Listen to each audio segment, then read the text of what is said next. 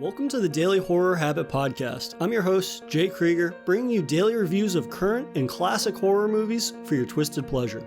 Be aware that these reviews and discussions may include spoilers. And as always, I hope you enjoy.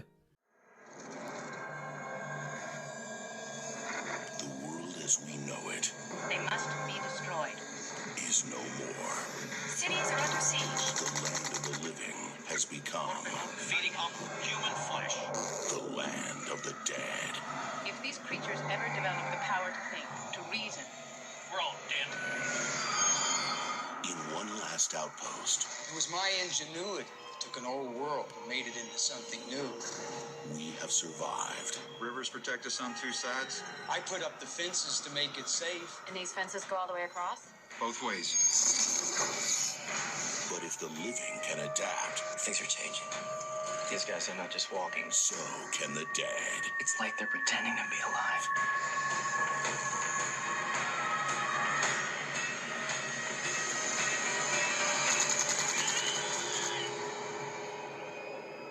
They're mindless walking corpses. They'll never get across the river. They're moving toward the city. There's nothing there, man.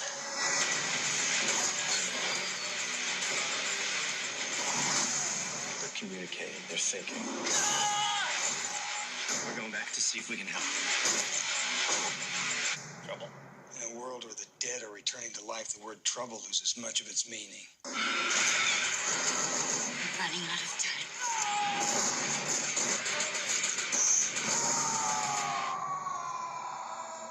George A. Romero's Land of the Dead. Zombies, man.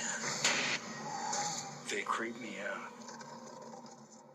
Welcome to another installment of my year-long Masters of Horror celebration, in which I'm joined by a guest every Friday to chat about one of their favorite films from our month's featured director. For the month of February, we're honoring none other than the late and great zombie godfather himself, George A. Romero. And today's episode highlights the fourth installment in Romero's zombie series, 2005's Land of the Dead. Revolving around the power-hungry dictator Paul Kaufman, played by Dennis Hopper, who perpetuates class divide between survivors by lording over the poor with Fiddler's Green, an immense high-rise for the wealthy. But when security officer Cholo D'Amore, played by John Leguizamo, stages a coup against Kaufman and steals the heavily armored vehicle Dead Reckoning, he threatens to destroy Fiddler's Green. Kaufman enlists the help of Dead Reckoning's creator, Riley Denbo, played by Simon Baker, and his friends Charlie and Slack to stop Cholo before he destroys Fiddler's Green. And to break down one of Romero's most evolutionary zombie films is returning friend of the show, Bernie. Welcome back, man. I appreciate you having me on. How you doing? Not bad. I'm excited to talk about Land of the Dead because this is one of the few Romero films that I've only seen once, I believe. And again, it's one of those movies that I probably haven't seen in like a decade. Mm-hmm. That's probably been how long it's been. So to revisit it and kind of, not only in terms of just like looking at it in the context of Romero's filmography as a whole, but also just kind of, I mean, this is something that I've been harping on a lot lately. And the older I get, the more in revisiting films from like the early 2000s, which I maybe didn't remember as fondly, I kind of have a new appreciation for all this time since. Mm-hmm. No, 100%. I mean, you know, when you think about George A. Romero's classics, this typically isn't on that list, right? But at least for me, when I was watching this, I was, again, to your point, I was really pleasantly surprised to how, intriguing it actually ended up being. Yeah, and that's something that I really want to get into a little bit more. But before we get into that, I'm curious, kind of, what is your George Romero origin story? Do you remember your first introduction to his work? It was probably like when I was super young, watching Night of the Living Dead, that original one, that we talked about as well. He's coming to get you, Barbara. Like I remember right. very vividly. I haven't seen all of Romero's films, which is kind of a shame on me, but that was probably the first interaction that I had with a Romero film. Yeah, you and I share an affinity for that because Night of the Living Dead was also my first exposure to his work, and it's one of those movies that I saw it at such a young age that it was almost like I had no frame of reference for what I was seeing, you know? I mean, when in exploring horror as a kid, it's very easy to understand, like, oh, there's a monster, like clearly there's a monster if you're talking about something like The Fly or The Thing, or, oh, it's a crazy person with a knife, Psycho or Halloween.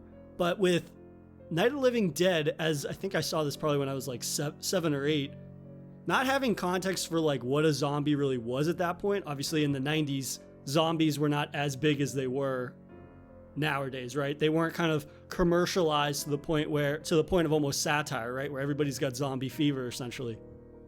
And so I remember being very taken with Night of the Living Dead in that it was terrifying because there are these things that look like people that are covered in blood and eating meat, and just the way that Romero is able to really capture a group of people that are kind of like turning on themselves. Right. And that's something that as a kid, not really understanding obviously a lot of the social commentary and racial commentary in Night of the Living Dead. I mean, just seeing people turning against one another in chaos or in an apocalyptic scenario like that, I just remember being profoundly disturbing in a way that as a kid I couldn't explain, but now it's much more clear to me why I felt that way. Right. No, 100%. I mean, I think we all had those fears when we were younger of like, what if something happened and like how we would handle it, whether it's, you know, going camping and a bear attacks you or, you know, you're in the middle of a city and a zombie apocalypse happens. So again, I think the simplicity of Night of the Living Dead hit home because again, to your point, it's just about dead people coming back to, you know, eat a living people. Right. So the way that, you know, it kind of transitioned to this, it seems like for the most part, I haven't seen Day of the Dead.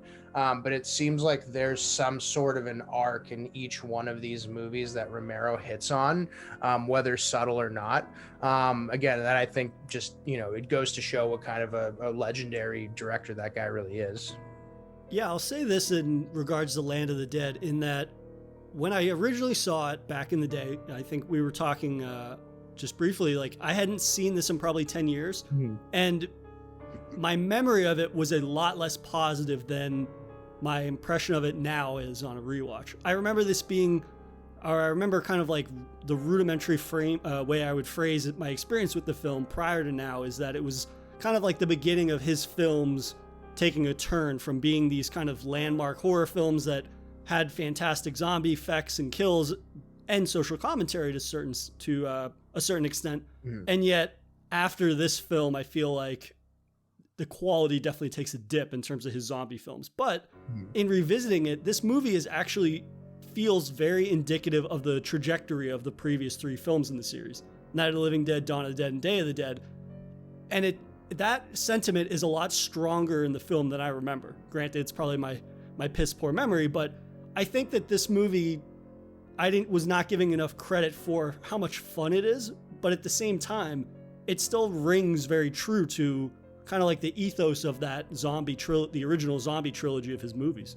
Well, again, to that effect, right? The first movie, Night of the Living Dead, I don't recall there being any moments of like real laughter, right? Or something that, not necessarily even laughter, but just humorous moments. They were all pretty horrifying, right? To one extent or another. There's not a lot of levity. Right. In this one, again, the concept of zombies having any kind of thinking process is creepy. But then when you see there's a scene where the main kind of zombie is looking in at the city and he sees like a bunch of zombies basically being used as target practice, and they're just kind of swinging around. And again, it's to the extent that we're understanding it from their perspective, as silly as that is, that's kind of horrifying, right? But to just a normal person kind of looking onto it without any other kind of thought behind it, I think it's just kind of funny seeing those guys dangling around and then him screaming, and then it's the next scene, right? So there were definitely more moments of levity in this movie that I think if they weren't there, it wouldn't have come off as good as it did. Yeah, that's a great way to kind of segue into one of my main, where I think our conversation needs to begin, in that I describe this as being a much more evolutionary zombie film in Romero's filmography, in the sense that obviously there's a certain amount of progression between the portrayal of the zombies from Night of the Living Dead through Day of the Dead.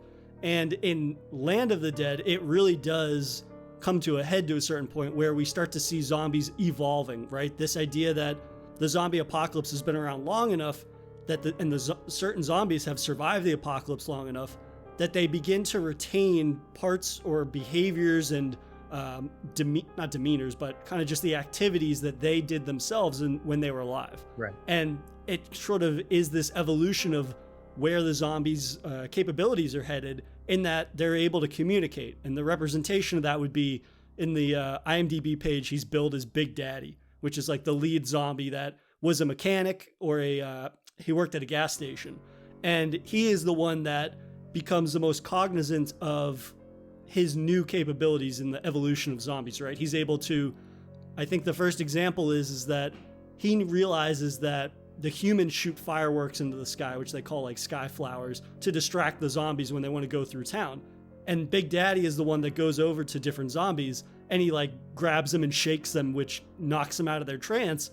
And then they begin to adapt, right? It's all about adapting to the ways that the humans are surviving.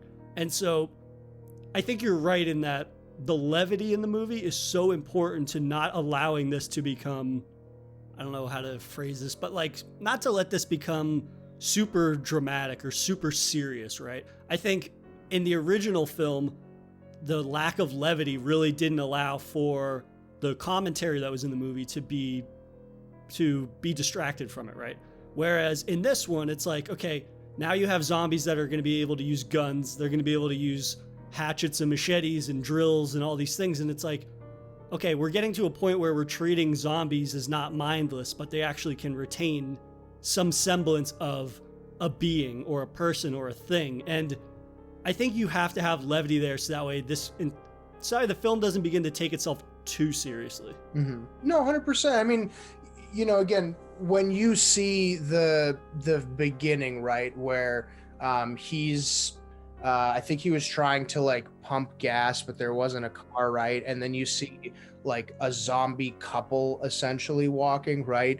Like there are zombie movies that are strictly really funny, but they have like gory moments in them. I forget, there was some movie that came out in the mid 2010s where it was like a girl was a zombie and she was trying to find her lover, was it, or something like that? Oh, called like Warm Heart or Cold Heart or something like that. Yeah, that's not my kind of cup of tea, so to speak. But again, in this way that Romero filmed this, there was just enough of, again, not heartwarming moments, but those moments where you're understanding that like there is that evolution slowly taking place and there's going to be goofy situations that happen.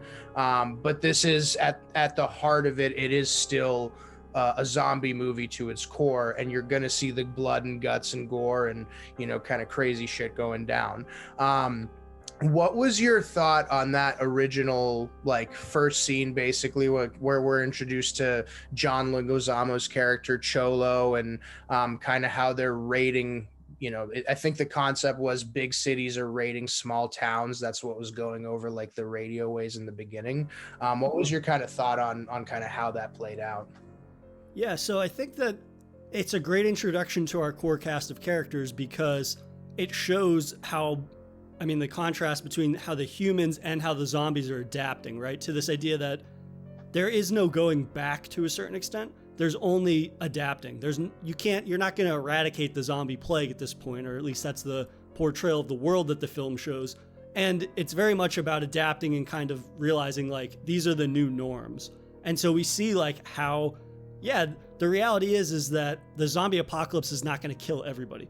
There's always going to be groups of survivors. There's always going to be groups of people that are hoarding weapons and medication and all these different things. And so it's interesting just to see how like people at their core don't actually change that much, right? Because we get that whole instance where John Leguizamo's character, they're raiding like a liquor store, and they're very clear in stating like that's not what they're supposed to be there doing. Right. That character is getting things for his boss, who's Dennis Hopper, basically, because he wants to impress him. So he'll invite him to live in Fiddler's Green. Mm-hmm. And yet it shows that like people are very opportunistic. Right. And then at the same time, contrasted against the zombies, and you already mentioned, there's a scene where Big Daddy essentially leads a horde of zombies towards Fiddler's Green, right? They're becoming more cognizant. They have a goal, a mission. And that scene you mentioned where the zombies are hanging upside down as target practice, like Big Daddy's reaction to that is that he starts screaming in anger. And it's an interesting portrayal because they show the zombies as being able to retain human elements. Mhm. And then they show there are several instances where, especially Big Daddy, like reacts to the way that people are gunning down the zombies or how they treat zombies. And there's a humanizing quality in that I think I have more of an appreciation for thinking about the film as a whole and what the film's setting out to do. Granted, you need those moments of levity in there so that way you don't kind of just roll your eyes at everything that's happening. But I think that it's a really strong part of this film that maybe doesn't get enough credit, or perhaps people like me were overlooking it early on. But I think if we're going to talk about like the zombies, and you mentioned some of the fantastic gore and just makeup's effect, Greg Nicotero is the makeup supervisor for the film. And for people that don't know, more recently he's done things like The Walking Dead, Fear the Walking Dead, the Watchmen miniseries.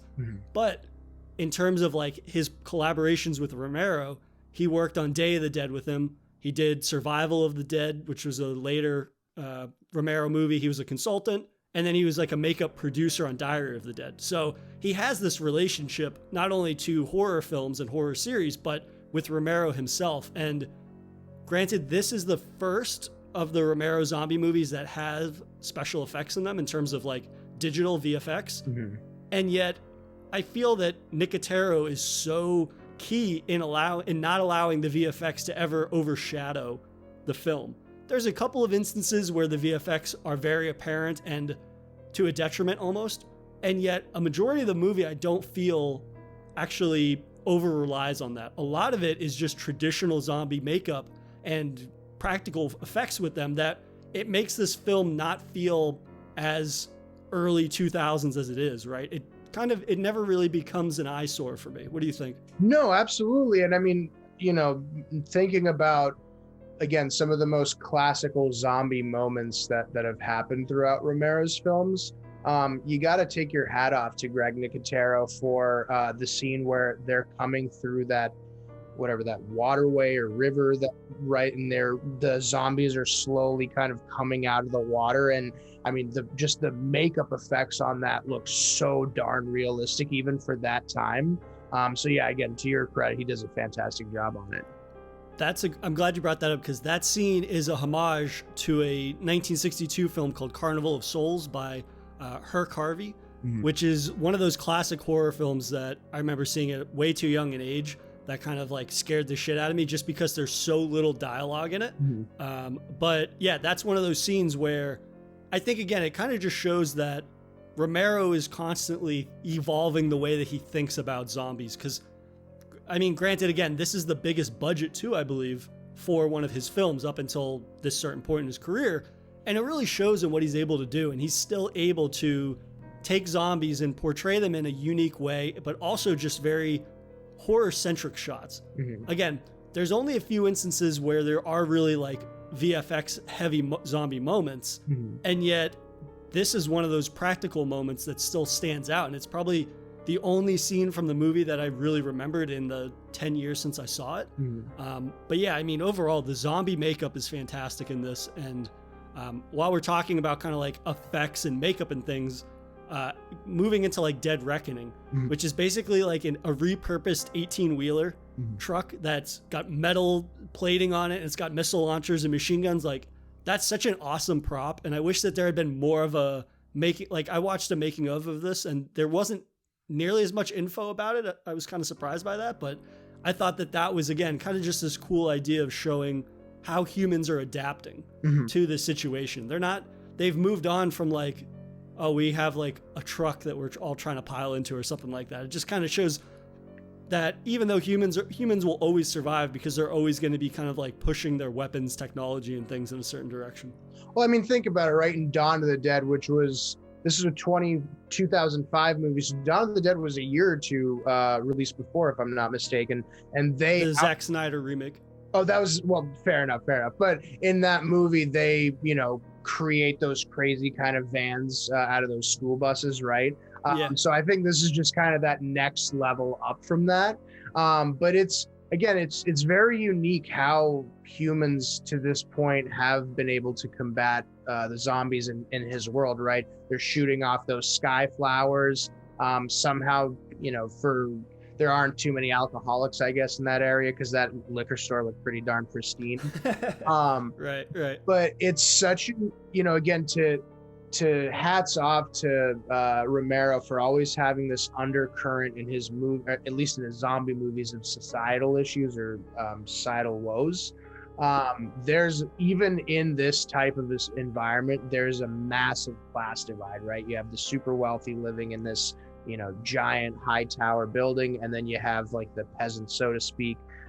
They're taking photos, like with live zombies and, betting on like if Ozzy Argento's character can survive a zombie battle or for how long, right? So it's very unique that the way that he was able to kind of add that in and make it fit into that whole kind of a movie. And that was definitely something that I did not appreciate on a first watch. I think that I overlooked a lot of those things, and it's a testament to Romero again that he's able to really stay true to his portrayal of of how the world adapts to zombies, zombie apocalypse and whatnot. Like, right? I mean, yeah, it's very zombie focused. You get tons of great gore and makeup effects, but again, the focus never completely leaves people. And while I don't know that this film has my favorite cast of characters from a Romero movie, at the same time though, the attention to the world building I think is much stronger in showing that, yeah, people don't really change all that much. You're still going to have people that have all the supplies and have all the wealth and they're lording above people that don't. And then people that don't have any of the wealth, instead of kind of essentially like unionizing and coming together and being like, hey, we need an equal distribution of wealth, they're distracted with a lot of the things that you might assume they would be because they don't have anything. So it's like, well, I don't have enough money to get a spot in Fiddler's Green, the high rise. So I'm just going to go to this like carnival and just drink my sorrows away and bet on how long it's going to take for this girl to get eaten by two zombies. Right. And I think that portrayal is really important again, because his portrayal of the class divide really does fuel the narrative in a way that is a little over the top at times. We'll get more into the characters and whatnot, but I think this film has a lot stronger world building than I gave it credit for originally. Well, and again, looking at that movie from a third view, right? Where would you think you would land? Are you going to be in the military? Are you going to be in Fiddler's Green smoking cigars with Kaufman? Or are you, down below with that like Marxist fella who was saying a speech during one of those scenes? I mean, there's quite an array of different positions you can be taking in there. Yeah, I think it's interesting too, because Romero is very cognizant of the fact that he includes Cholo's character primarily because that character is somebody that is in like the middle class, right? So the lower class is people that are like street people. Middle class are people that work for the military, or I think like scavengers class. They at least get to go out into the world and they have access to certain resources. At the same time though, nobody in the middle or the lower class are getting into Fiddler's Green. And that is the big spark that kind of causes Cholo to have that coup where he's just like, fuck it, man, I've been doing everything I'm supposed to be doing and they still don't want me. Not to ever try to compare this movie to Parasite, but I rewatched Parasite recently, which everybody should do. And Parasite, there's that scene where the family basically puts themselves into the role of a wealthy family, and they get closer to the riches and everything than they ever have before. And the man of the house or whatever who's at the top, he still says like, oh, I can smell them. These people have a certain smell to them, or a scent that they can't wash off. And that is so important because it shows that no matter if you look the part, if you act the part, you never will be the part to the people at the top. The people at the top will always look down on you. And I mean, that is true in Land of the Dead as well, right? You have people that they probably joined the scavenger class because they're willing to take that risk because they think at the end of the day, they're going to become an upper class person. But the reality is that there's no upward mobility. Right. There's only downward mobility. And so they're stuck in the middle class and there's nothing they can do because even though Cholo has seemingly done everything Kaufman wants, he's, to a certain extent, he's good at his job. He's able to get him all this rare booze and whatever. In Kaufman's eyes, Cholo is still like scum, basically. He's never going to rise to Kaufman's level no matter what he does. There's nothing he can do. And Kaufman says as much when he's like, yeah, there's a long waiting list to live in Fiddler's Green. And now for a brief intermission. If you've been enjoying this episode of Daily Horror Habit, please take a moment to subscribe to the show on your preferred streaming platform or leave us a review on iTunes. And thank you for your continued support, and I hope you enjoy the remainder of today's horrifying episode. Mm-hmm. Well, I mean, to your point too, right? I guess the scavengers and the army are one and the same to an extent, right? It's interesting in the first movie, there is some sort of competency, it seemed like, from people with guns in that sense, right? Like there's flashbacks in Night of the Living Dead, or not flashbacks, they're talking on TV about, sheriffs gunning them down, saying aim for the head, right? And you're seeing, the redneck militia. Exactly, right? Whereas it seems like, I don't know when this started happening, but this movie was a really good example of, like, for whatever reason, the army was ill-equipped, or they were kind of run by dipshits, for lack of a better word, I guess. Yeah. Because it seems like in this 28 weeks later, Dawn of the Dead to a certain extent, right? I mean, when do you think that started happening? Because it seemed like there was a certain amount of time where in these Romero movies, or in zombie movies as a whole, there was like some sort of competent military, and it seems like it's been lost now. I mean, that's a big part, and I think that it's very apparent in Land of the Dead too, is that people get too comfortable, and especially when you have everything, you become way too comfortable. And I think that that's very true, and that Kaufman sees Fiddler's Green as a building on the hilltop, which it literally is, but at the same time, treating that as if it's an impregnable fortress is not true, obviously. And in their carelessness and becoming too comfortable with their riches, they overestimate the threat of the zombies to a certain point, right? I mean, there's nothing about the zombies that shouldn't be manageable. Even if they're using guns, even if they're using tools, a bullet to the head is still a bullet to the head. And they have more bullets than the zombies do and more accuracy or whatever. But I mean, in terms of, not to kind of like try to nitpick and be like, this would never happen, but it's the sake of the events that happen and the deterioration of the society is that, yeah, at the end of the day, people's greed will be their undoing. And if you're at the top and you're being undone, that trickles down. It's one of those things. There's no upward mobility, but there's lots of downward mobility when things go to hell. And we see that as soon as Fiddler's Green gets invaded by the zombies, right? What does Kaufman do, who's supposed to be the guy in charge? He starts killing off the board members and he runs away, basically. But in terms of like the characters, I'm curious, what did you think of this cast? Because this is definitely a more varied cast. It's a larger core cast than a lot of Romero's other films, generally speaking. So I'm curious, like, what did you think of some of these characters and the performances? I mean, I like them. Again, I think you mentioned earlier, it's a unique cast, but I like the fact that, yes, there are some names like Dennis Hopper and Simon Baker. I don't know if Simon was as relatively known then as he is now, but Dennis Hopper, for sure, everyone knew him to one extent or another. I do like it that no one kind of commands the screen too much, whether it's John Leguizamo or someone else, right? I think they each played their part really well. I mean, I think the casting director did a really good job. Yeah, I would definitely agree with that. It seems that even though Dennis Hopper's the biggest name in this movie, he never becomes overly maniacal, which I think it really does stop the movie from being, like, I described it as being more fun. Like, there's a lot more humor in certain bits, and it's a lot looser in terms of just characters and the portrayal of a realistic world, I think, in certain regards. Right. But Dennis Hopper playing it, I mean, he said his inspiration was to play the character like Donald Rumsfeld. And I think that he captures that really well. This kind of like greedy cocksucker businessman that is hoarding all the wealth and all the power. And I think that it's important that his character is played that way because he never becomes like a supervillain to a certain extent, which then would make the whole thing feel like a fucking cartoon or something. Right.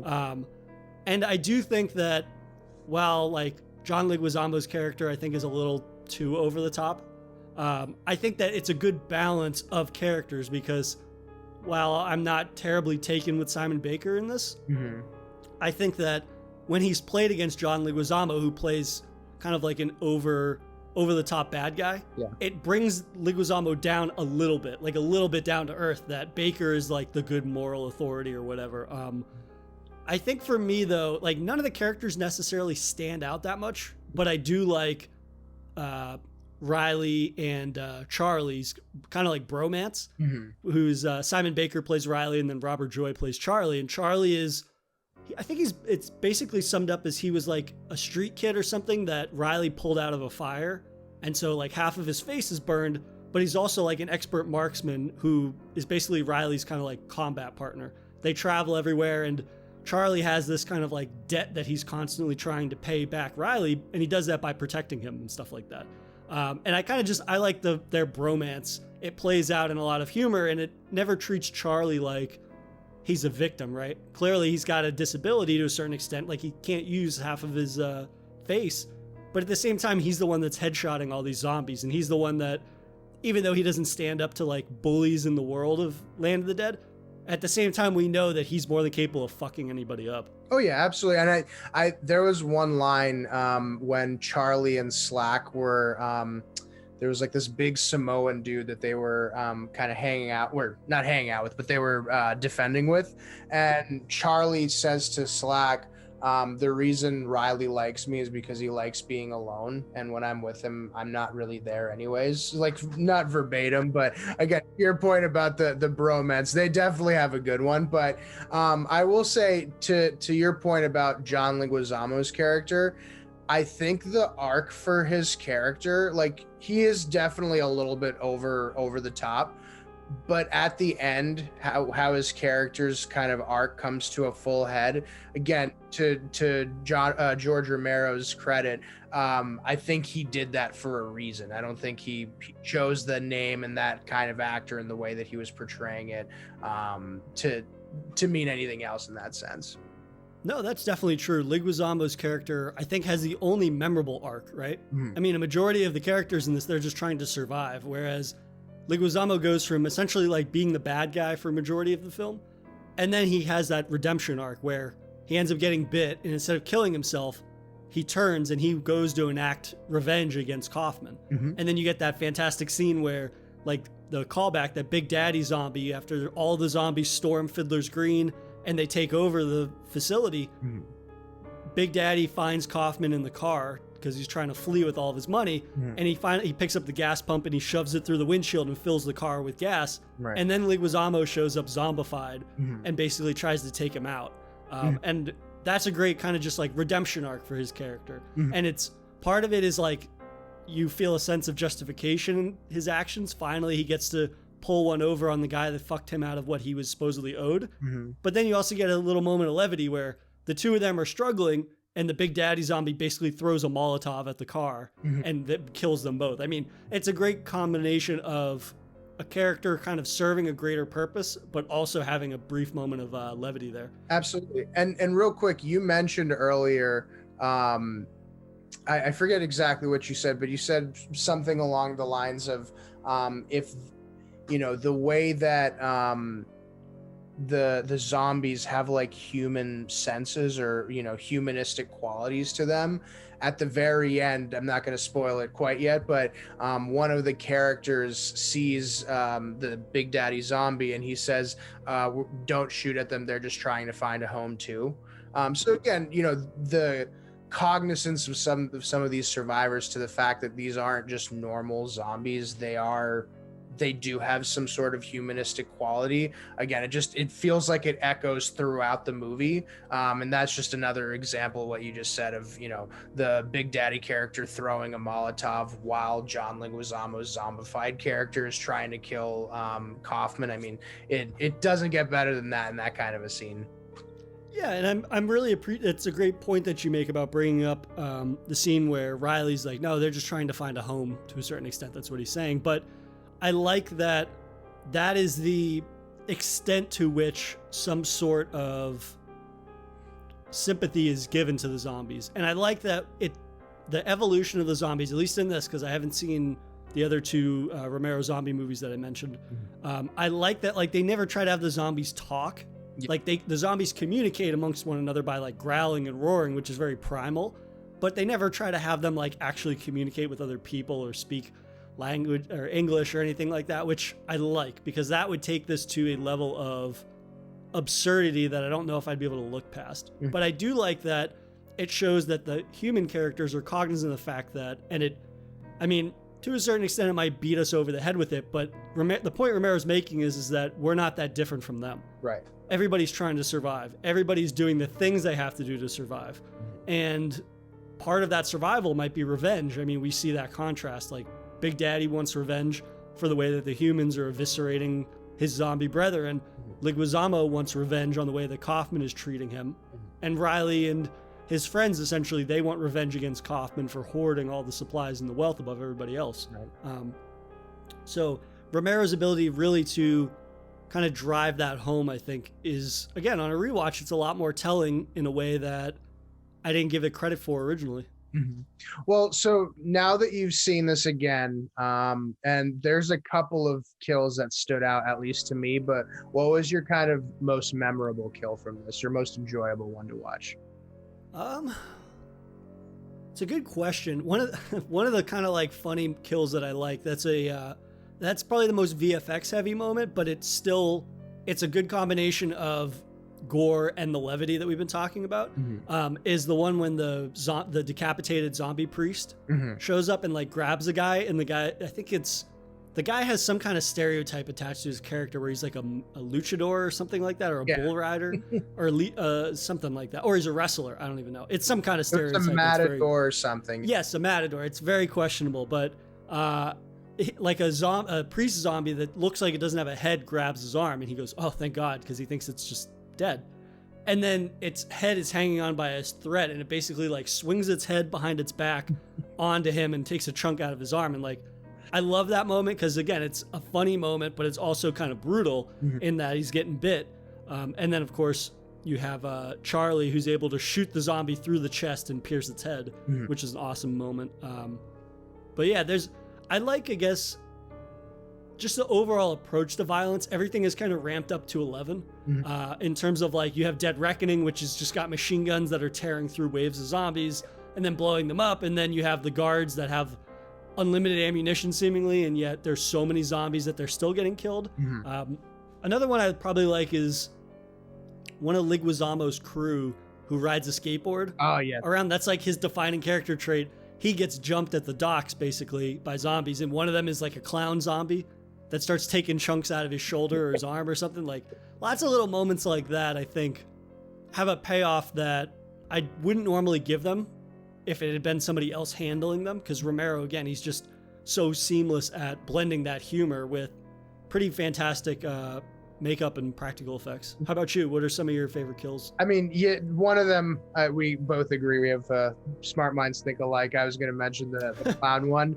That was also probably the scariest, outside of when the zombies come out of the water. To me, at least, that was probably the scariest moment, because you know that they're going to hit him, right? But like at first, I think it was a rat or I forget, it was some sort of a rodent basically came in there and scared him at first. And then he's petting it.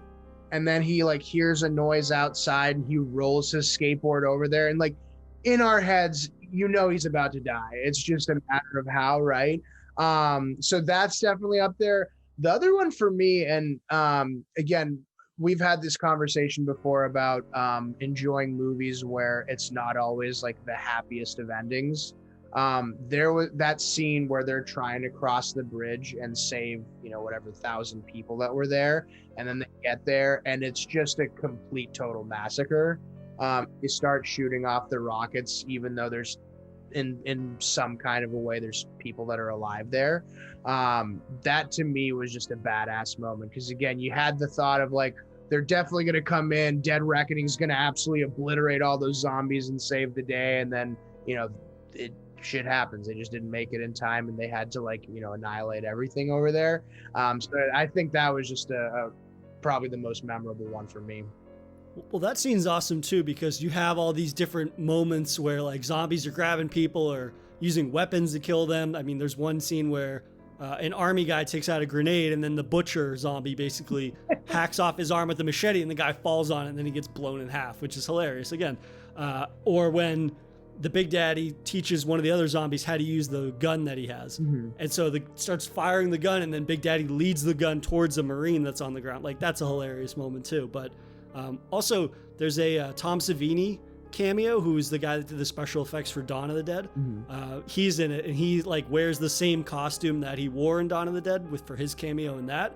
Yeah, and then it's just like him in the same cameo, same costume, except he's zombified now. Like, I love that moment. That was another one that's a favorite of mine. So, you know, are you upset looking back now that there isn't a necessary sequel to this, or did you like the way that it ended up wrapping up? You know, I like the way that none of the movies are connected to one another. I like that we're getting different stages of the zombie apocalypse through different lenses.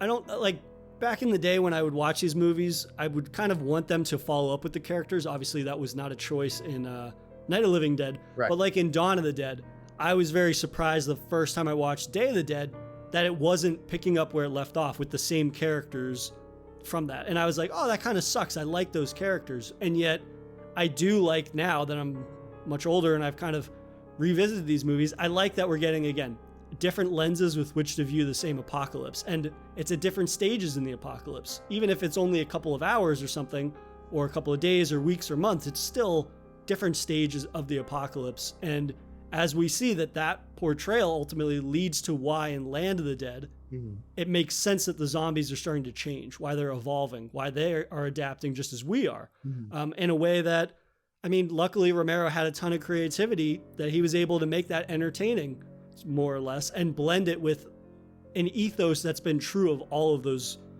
core trio of zombie movies that he did. Do you think we needed a sequel to this? I think you hit it on the nail. When I was younger, I would have liked to see it. To be fair, I would like to have some sort of a zombie movie where you do go out into the wilderness of like Canada or something, where you're in a mountainous area. I might be, you know, kind of sounding silly if there is already one like this, but that, I mean, within the context of Romero's world, I don't believe we have seen, granted, I haven't seen Survival or Diary of the Dead, but I don't believe that he did a zombie film that was true to his ethos, that was set in the wilderness. Maybe Survival, but I'm not sure. It's Diary of the Dead, definitely not, because I've seen that one. But again, I mean, just thinking about, you know, like, you know, you're up in a ski resort or something like that, and you have some sort of food, you have the chairlifts and stuff like that that you can use as a getaway just in case. But maybe I'm thinking way too ahead on this. But yeah, no, I mean, sorry. That's the thing, though, is that I think it's very telling that each of the first 4 zombie movies that he did, they were true to his style of filmmaking and the way of and the types of stories he likes to tell, and each one of them is different. Even if it's, I mean, it would be reductive to say, well, the setting just changed. Well, it's like, no, the setting did change, and yet the portrayal of people is similar, but it's still slightly different. It kind of just shows with each of those movies, like, the settings got bigger, people had more access to more resources and different positions of power in terms of like the apocalypse power structure that people would indefinitely cause or create with one another.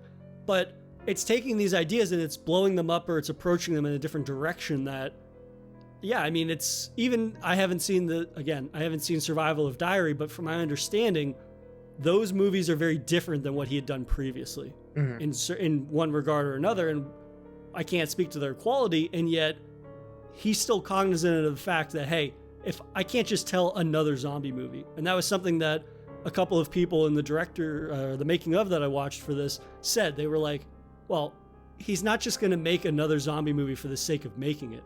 It has to be something that he believes in, whether it's true to his ethos or it's evolving on the methodology of storytelling or the presentation of that storytelling. I think that's very telling from going from each of those zombie films he did to the next, and the significant amount of time in between each of their releases. If Romero just wanted to make another zombie movie, he could make another fucking zombie movie, and it would not be hard for him to get that made. And yet he took a significant amount of time because he was ensuring that quality was there. And while quality is rather subjective for a lot of people, I don't think it's a stretch to say that within the context of the first 4 films, they're all very different, but they also are successful in what they set out to do in a way that's entertaining, thought-provoking, and also a gory, fun time. Mm-hmm. Well, to kind of wrap this up on what we were talking about at the beginning, where we were saying that there are overtones of societal woes or societal issues, right? He's not to say he's too forward thinking, because I think there was a lot of people that in the 2000s saw the issue of societal inequalities coming up, or at least monetarily speaking. But it's very interesting how the first movie was more, at least in my opinion, about like racial overtones, right? Whereas this one is economic overtones. And he hit this. I mean, if this movie was made in 2005, I mean, Occupy Wall Street was just 6 years later, right? Like the financial crash and all the stuff that led off to that were 2-3 years after that. So it's just very interesting how he saw those issues starting to manifest, was able to put this into a movie again in a very smart and intricate way. And again, it has a message that's a lot more than just these zombies have thoughts and feelings potentially. It's very unique. Yeah, and I think that, again, it's such a shame, obviously, that he passed away, because there aren't obviously there have been plenty of zombie movies since that have been fantastic, but I don't know how many are able to, like, they either pick one checkbox or another to really excel at, right? Either it's got really great graphics, it's got really great characters and these types of things, and yet Romero was really able to check multiple boxes in a way that was satisfying. Whether you want to talk about Land, Dawn, Day, or Night of the Living Dead, I mean, he really was able to do that in a way that I don't know many can and many will in the future. But I mean, yeah, this is definitely a film that I was happy to revisit, just because I had such a negative memory of it for whatever reason, like thinking that it was stupid or silly or whatever. But in revisiting it for this conversation, I had a blast getting to kind of dig at the methodology of the movie and how it is actually so in line with his stylistic tendencies with zombie movies, especially. No, 100%. I mean, you know, in the whole grand scheme of like zombie movies, do you think this cracks your top 5, or is this more in like the 7 through 10 region? I enjoy it a lot more than I initially did. I definitely don't think it's gonna crack my top 5. Mm-hmm.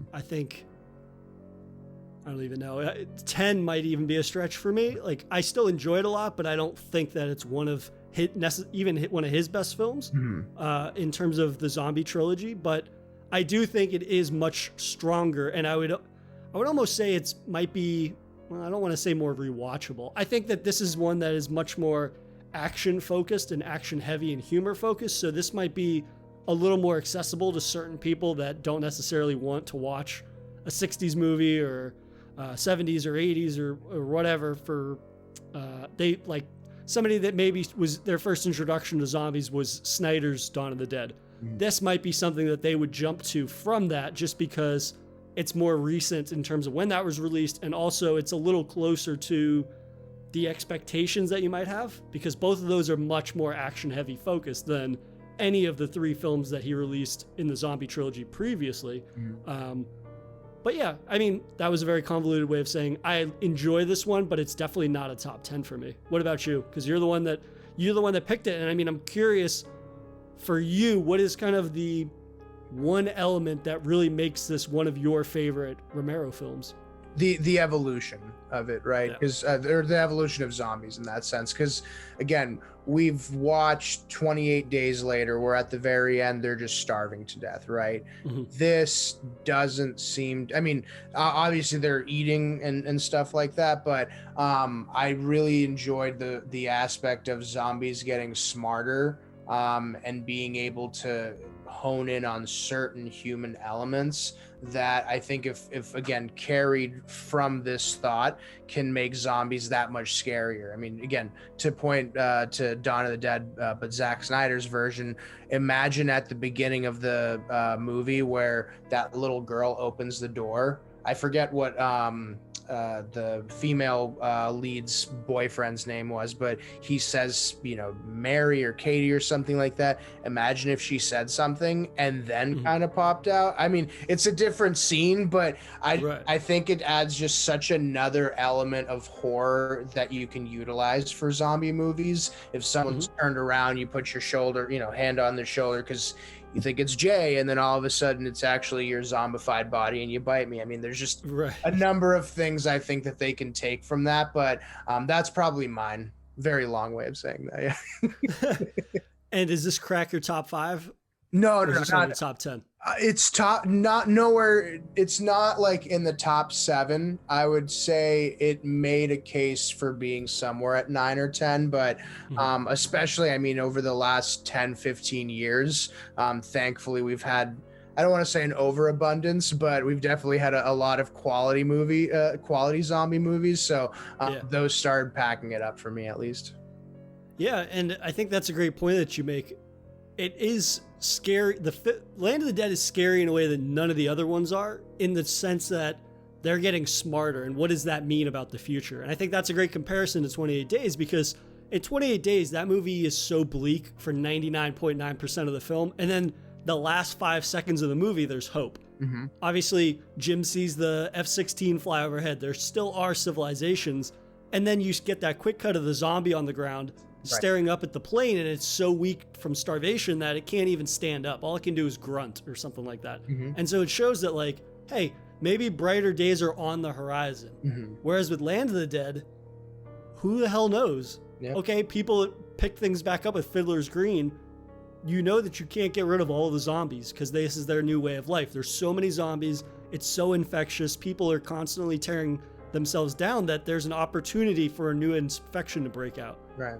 And the idea that they're going to keep adapting, and people will keep adapting, but the difference between the zombies and the humans are that humans are inherently self-destructive.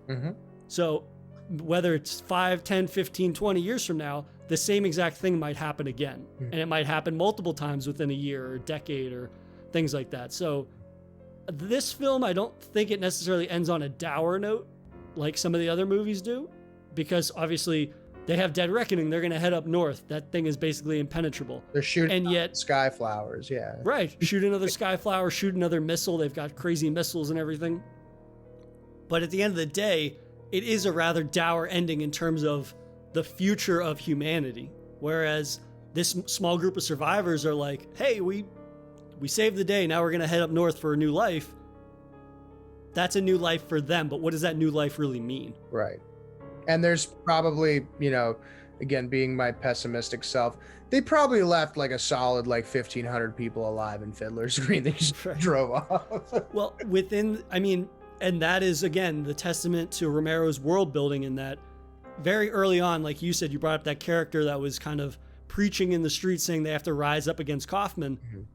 Who knows, in 5 years, he might be the new Kaufman. Right. It's kind of this never-ending cycle that is constantly being perpetuated, where it's this idea that, as soon as somebody gets a taste of the good life, they immediately forget where they're from, and they become that which they more than likely hated when they were in the lower classes' shoes. Right. That's why Miller High Life is such a good beer.